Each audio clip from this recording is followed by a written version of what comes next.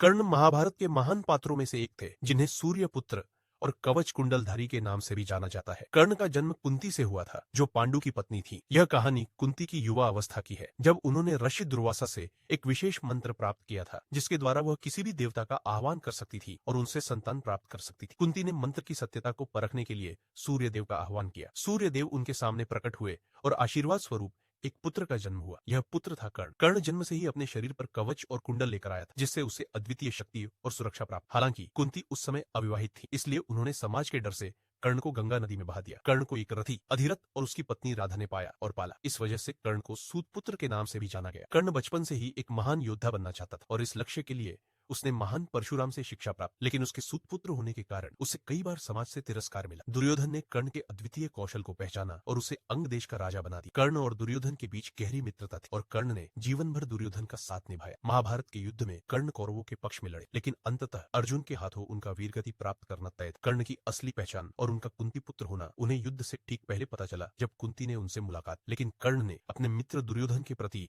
अपनी वफादारी निभाने का वचन दिया और कुंती से कहा कि युद्ध में सिर्फ एक पुत्र का जीवन बचेगा, या तो वह स्वयं या फिर अर्जुन।